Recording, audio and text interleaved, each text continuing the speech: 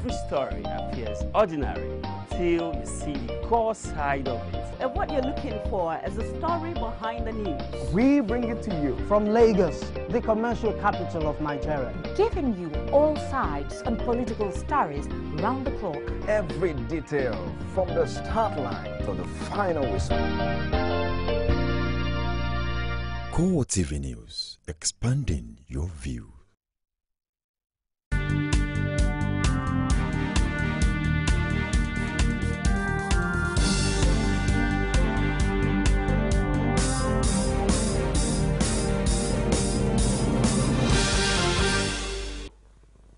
A very good evening to you and welcome to CoreTV Primetime News. I am Nena Nyama. In our major stories tonight, the management of French automakers Peugeot seeks the partnership with Nigerian authorities for the production of affordable cars.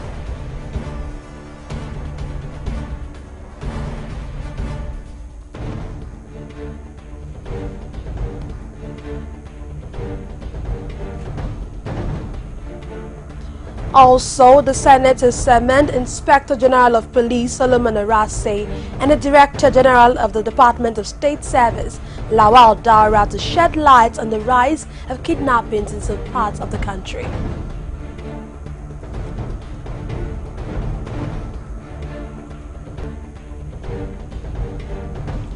The Inspector General of Police Solomon Arase has deployed 3 commissioners to assist Deputy Inspector General in charge of operations in overseeing Saturday's governorship elections in Kogi states.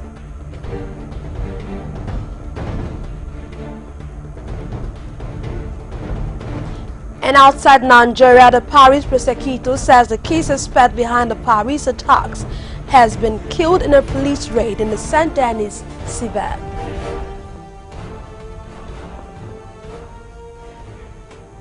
Thank you so very much for joining us tonight.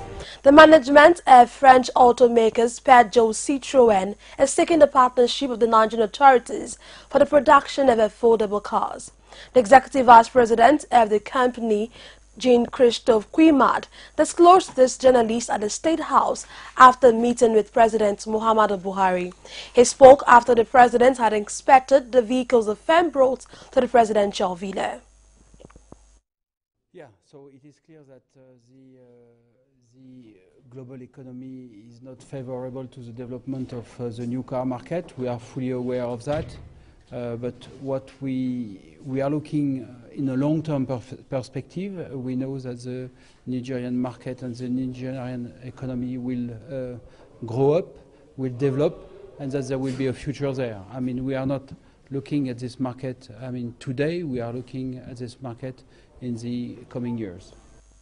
The Senate President, Bukola Saraki, has inaugurated 10 more of the recently constituted standing committees of the Upper Legislative Chamber.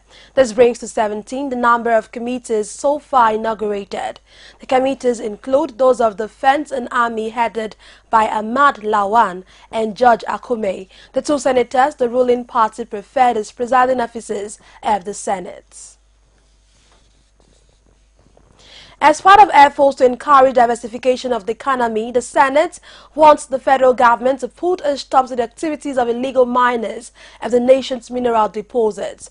This, according to a motion sponsored by Duro Fasheyi from Ekiti North, is because Nigeria loses over 8 trillion naira every 2 years to illegal mining. Supporters of the motion describe the act as sabotage and corruption, especially at a time Nigeria is seeking to raise its non-oil revenue. The Senate has summoned Inspector General of Police Solomon Arase and the Director General of the Department of State Service Lawal Daura to shed light on measures of security operators adopting to curb the rise in kidnappings in some parts of the country. This follows a motion tabled by Senator Andy Uba, Anambra South, on the recurrence of kidnappings and hostage taken in Nigeria.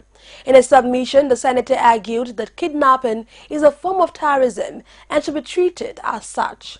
Lawmakers who contributed to the motion have the view that tackling unemployment is one way of ending the spate of kidnapping in the country.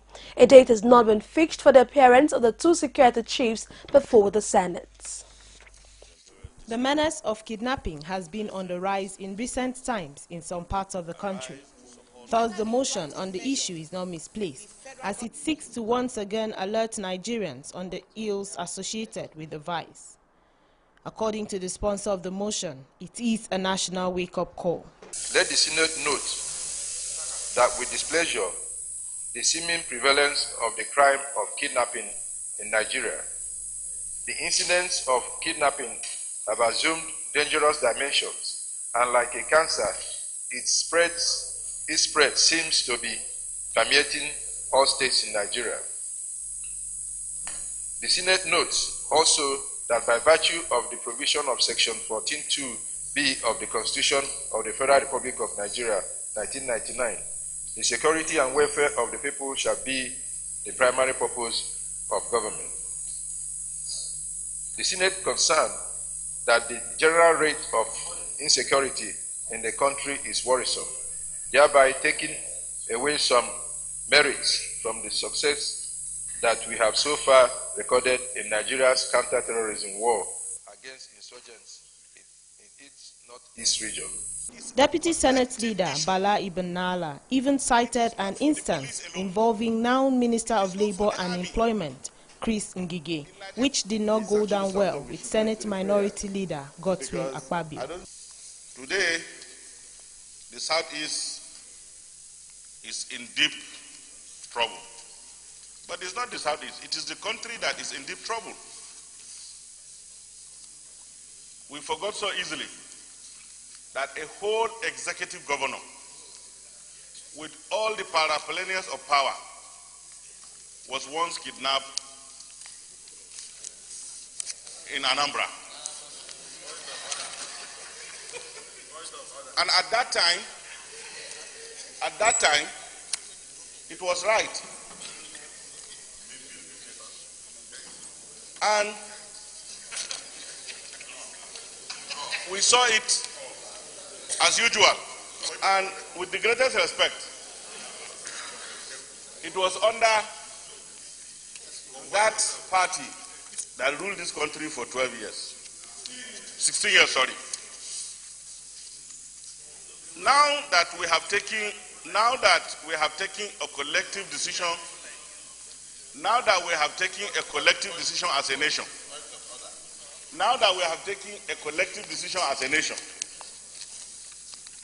to look at things that are clearly wrong under our laws and the Constitution, and where possible to spin on it, I think distinguished Senator Andy Uba deserve commendation. Obasanjo, Jonathan, 1984, all of them. It should not go into past governments at all. It should just restrict itself to the current situation, because the Senate is out to change things. This is a period of change. And if this is a period of change, you should talk about change. You should not keep referring to past administrations 30 years ago, 24 years ago. Otherwise, we will remind him of things that happened so many years ago, and we should just move forward. There was also a failed attempt by the senator representing Akwa Ibom Northwest, Albert Bassi, to call on the federal government to declare a state of emergency on unemployment. But in the end, the lawmakers agree that government and other relevant stakeholders must do more to reduce unemployment in order to curb kidnapping and other related vices. Basia Ye, CoreTV News, Abuja. In another development, the Senate has received a petition against the chairman of the Code of Conduct Tribunal, Danladi Umaru. The petition, which borders on allegations of corruption and abuse of office, was laid by Senator Obinna Ogba, representing Ebonyi Central, who had raised a point of order to that effect. The matter was subsequently referred to the Senate's Committee on Ethics, Privileges and Public Petitions, which is expected to submit a report in 2 weeks. Former chairman of the Economic and Financial Crimes Commission, Ibrahim Lamode, has taken the Senate to court over the sermon issued by its Committee on Ethics, Privileges and Public Petition. His lawyer, Festus Keyamo, filed a case at the Federal High Court in Abuja and added that the Inspector General Solomon Arase and the Director General of the Department of State Service, Lawal Dara, Lamode is seeking an injunction to retrain the Senate from inviting him to give account even if he is since vacated. He also wants the court to stop them from issuing a warrant for his arrest without issuing a summons. The court papers were filed today, but no date has been fixed for the hearing. Speaker of the House of Representatives Yakubu Dogara is seeking a comprehensive study of the fuel subsidy program to determine its impact on the Nigerian people. Speaking at the end of deliberations on the 2015 Supplementary Appropriation Bill, the Speaker said if it was not beneficial in the long run to Nigerians, then the House would consider asking that it be thrown out. Our correspondent Jamil Afegwa reports that the bill has scaled through the second reading. Deliberations started with the House Leader Femi Gbajabiamila reading the bill. He brought up what he said was a miscalculation in the 2015 budget which led to a shortfall in the revenue projection. These assumptions were meant to realize a revenue of 3.452 million naira with a targeted expenditure of 4.485 trillion naira. Unfortunately, all the calculations went wrong due to decline in oil prices to an all-time low. There were mixed feelings about the allocation to sports. While some were happy about the amount, others queried why the last All-African Games should be allocated monies when the games were over. A situation where a budget is sent to you and the expenditure already has been incurred, it creates unacceptable conditions, Mr. Speaker. It negates the clear spirit and intent of the Constitution. I wish to appreciate Mr. President Muhammadu Buhari for including the Sports Commission, National Sports Commission, to include and allocate about 1.5 billion naira to National Sports Commission. That shows that this time around the Sports Commission will do better than before. The lawmakers pushed for a vote for subsidy payment in order to end the current petroleum shortages in the country, but concerns were raised about the ongoing insurgency in the country. And that over 75% of the amount being proposed for this supplementary budget is going into subsidy payment. And we expect, well, I say over, we expect that when this bill is passed on to the appropriation committee, they are going to do a thorough analysis of how much has been spent on subsidy. In order to sustain that momentum so that we will not have a relapse to the bad old days, there is the need to continuously fund the Operation Dole so that peace, security, and good governance will return to these communities that are hitherto ravaged by Boko Haram insurgency.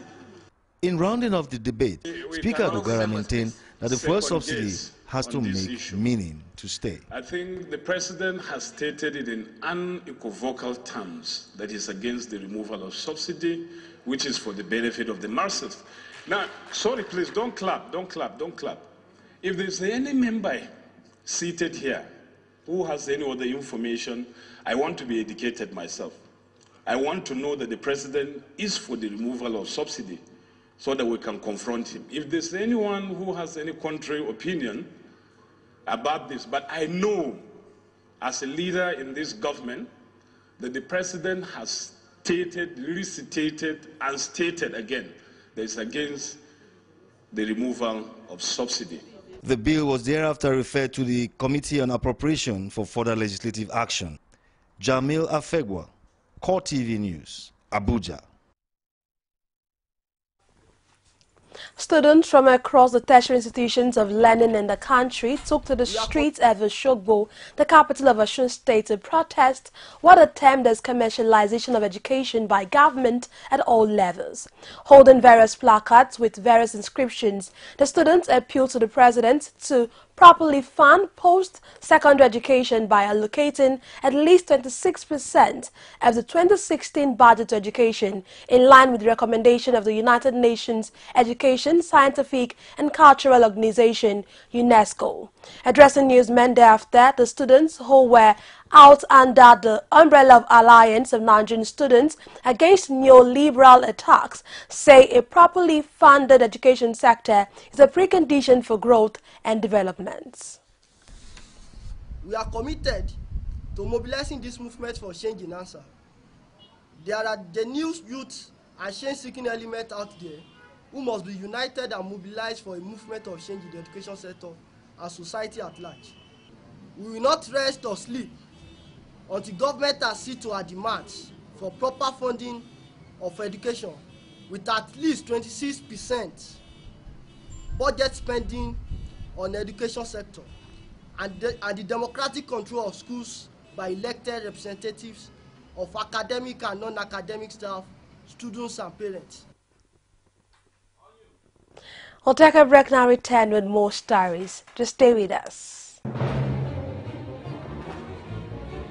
Is it what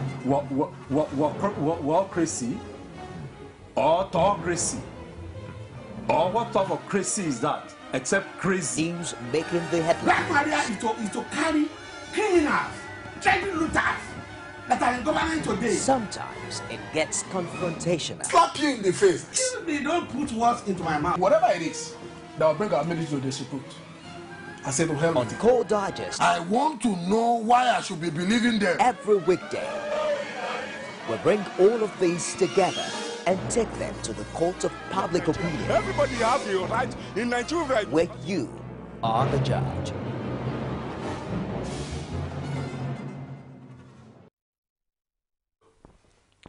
You're still watching CoreTV Primetime News. A quick reminder of our top stories.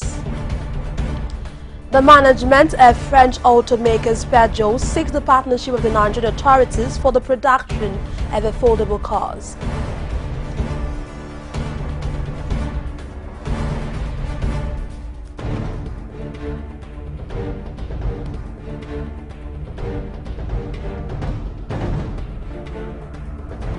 Also, the Senate has summoned Inspector General of Police Solomon Arase and the Director General of the Department of State Service, Lawal Daura, to shed light on the rise of kidnappings in some parts of the country.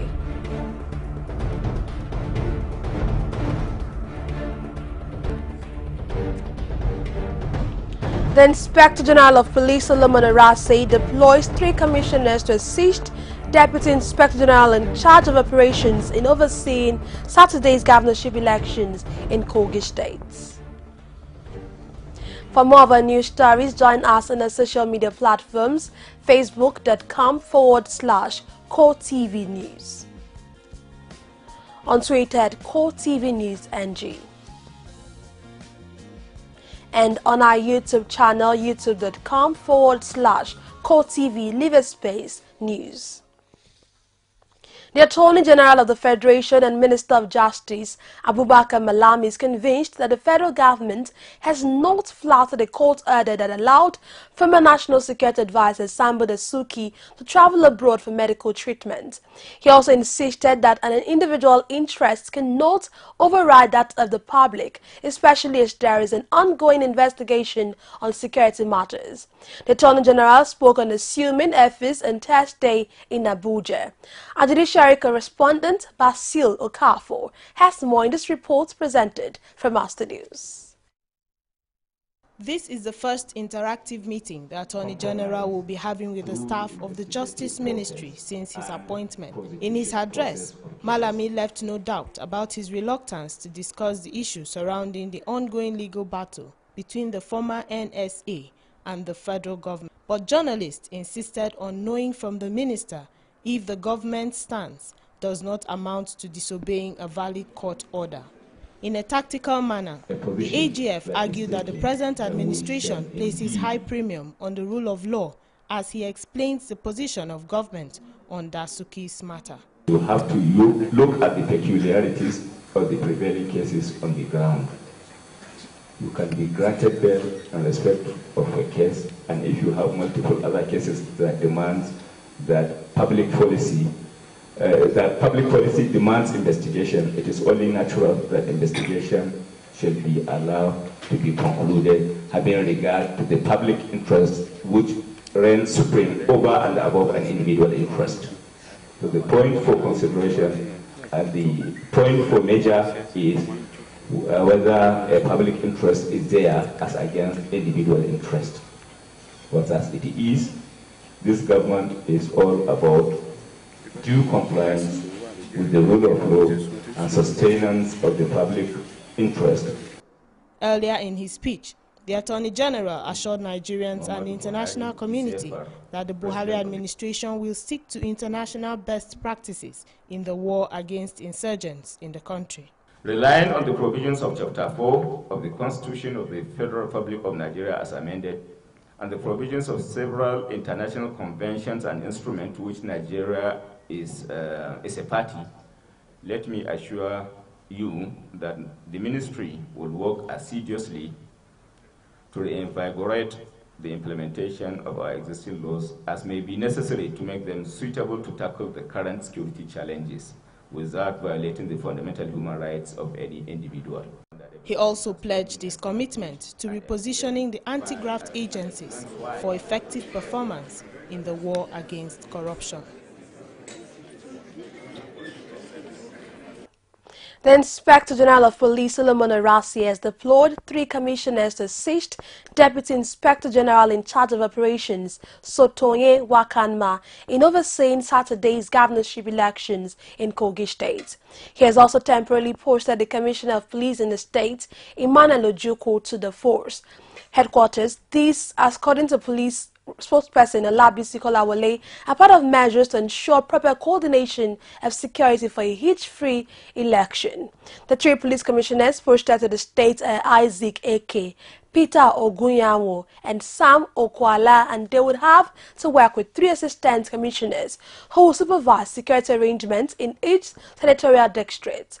Also, 4,969 personnel of the police mobile force joined from different squadrons across the country to complement the 11,000 conventional police operators and other security agents on ground.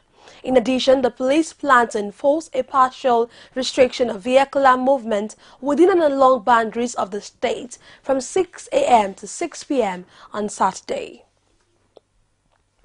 As Nigerians continue to speculate on the workability of the Treasury's single account, Osun State Governor Rauf Aregbesola says plans are on the way to organize a workshop for state governors.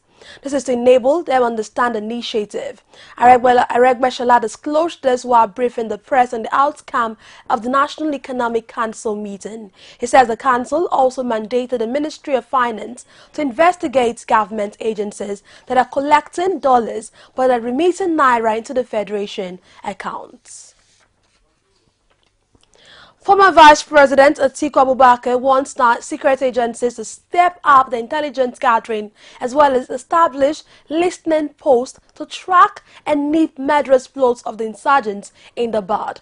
He was speaking in reaction to the attacks in Yola, Adamawa State and Kano on Tuesday. The former vice president said in a statement in Abuja that the Boko Haram terrorists are increasingly desperate now that they have lost one captured territory after another, as well as the massive attack on their hideouts in Sambisa Forest. According to the former vice president, such methods of targeting defenseless people will not help the terrorists achieve their ambition to establish a reign of terror. Still on insecurity, security chiefs from the Niger Republic are currently in Nigeria on a 2-day visit to the Chief of Defense Staff to seek stronger collaboration in the fight against terrorism. Nigeria's Chief of Defense Staff, Lieutenant General Sidi Garba, who led the delegation, said they were around to tie the knot and some security agreements that have not been finalized on paper. His Nigerian counterpart, General Abayomi Olonishakin, explained that the visit would bring positive results to both countries, especially in the activities of the multinational force. As the Kwara state government intensifies efforts to obtain 20 billion naira bond from the capital markets, the opposition party in the state has described the plan as an attempt to further enslave the people of the state. While the governor believes the money will be used to further develop the state with various projects, the opposition wondered why government has not been saving for the rainy day and queried what has been done with the previous bonds obtained. The State Commissioner for Finance, while briefing journalists earlier, explained that the government has decided to obtain a 20 billion naira bond to complete the ongoing project, citing dwindling federal revenue for delay.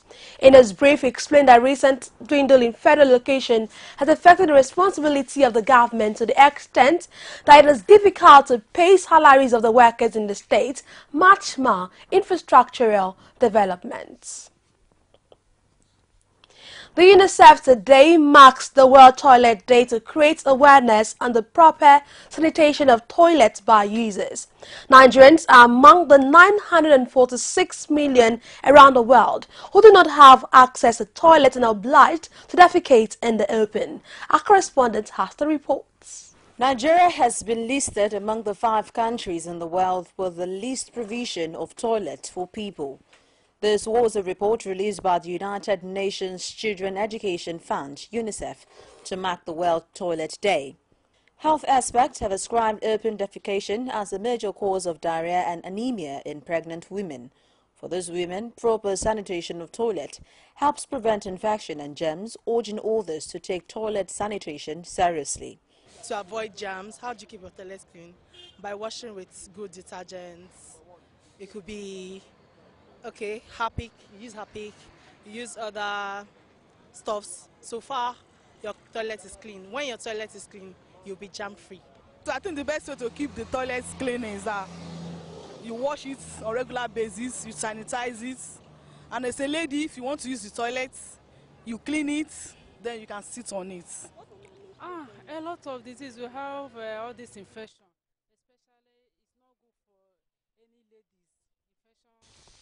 We'll take a break now, return with more stories. Just stay with us.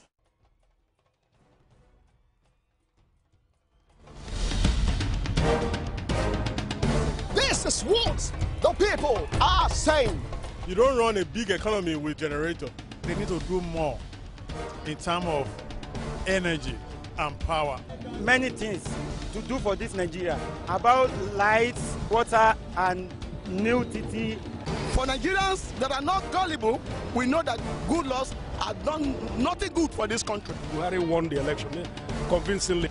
Talk to your husband that you should keep promise about what you said, and because people are watching you, you know, another election is coming. Because some people will strong for Yoruba land, will be strong man, you don't die. This nation is moving forward. The best is going to take place. The people giving voice to the voiceless.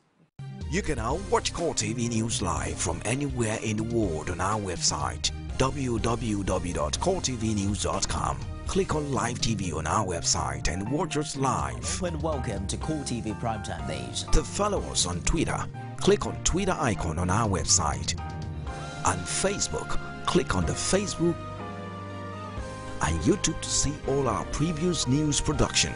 You can also watch us live on YouTube. Click CoreTV, leave a space, then News. CoreTV News, a 24-hour news station. Glad to have you back on the foreign scene. Paris prosecutor says the key suspect behind the Paris attacks, Abdul Hamid Abaoud, was killed in a police raid early on Wednesday in the Saint-Denis suburb. In a statement today, Francois Molins said the confirmation of his death followed a fingerprint analysis. He disclosed that the French police are still looking for another alleged attacker, Salah Abdeslam, who is on the run. Abaoud, the 27-year-old Belgian national of Moroccan origin, allegedly orchestrated the attacks claimed by Islamic State of Iraq and the Levant. Turkey's border police has detained 8 Moroccan terror suspects at Istanbul's main airport today. The police said documents found on them showed that the suspect taken into custody at Istanbul Ataturk Airport were on their way to Germany through Greece. The detained Moroccans were reportedly suspected of having links to the Islamic State of Iraq and the Levant ISIL. Turkish authorities said they were still working to confirm the information, but a senior Turkish official disclosed that some of the detainees have been deported, while others remain in custody pending their interrogation. Turkish authorities over the past 2 years have 4,700 terror suspects were questioned and 20,500 individuals have been banned from entering Turkey based on intelligence received from allies. Passenger plane flying to the Egyptian resort of Hagouda has made an emergency landing in Bulgaria after a bomb threat. Report says the aircraft with 161 people aboard landed at Bulgaria's city of Bulgaria. A spokesman for the Bulgaria airport disclosed that all passengers and crew were evacuated, but no explosives have been found aboard, adding that the airport has remained closed. A spokesman for Polish national carrier LOT said the aircraft did not belong to the airline, but was a charter destined for the Egyptian city of Hagouda. This comes a day after 2 Paris-bound Air France passenger jets flying over the United States and Canada were diverted because of threats. And finally, in football, the Nigeria Football Federation has appealed passionately to kidnappers of the 72-year-old mother of under-23 national team head coach Samson Siasia to release the old women. The NFF president, Amadou Pinnick, appeals to the kidnappers to free Samson Siasia's aged mother. Samson is on a critical national assignment presently, and the last he needs is this kind of distraction. As Nigeria prepares for a crucial 2018 FIFA World Cup qualifying matches, and the under-23 boys are ready in Gambia for a pre-Cup of Nations training camp. 72-year-old Mrs. Ogere Siasia, according to Samson, was abducted in the village of Odoni by a state by 3 men on motorbike. And that's it on CoreTV Primetime News, but before we go, a quick recap of our top stories. The management of French automakers Peugeot seeks the partnership with the Nigerian authorities for the production of affordable cars.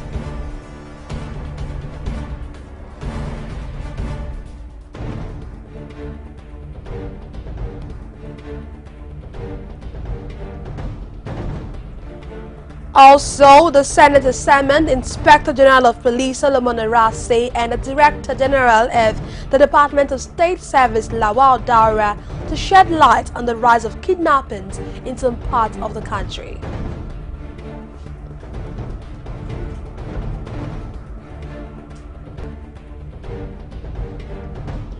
And finally, the Inspector General of Police Solomon Arase has deployed 3 commissioners to assist Deputy Inspector General in charge of operations in overseeing Saturday's governorship elections in Kogi State. Thank you so very much for staying with us tonight. I am Nena Nyamadu. Have a lovely night rest.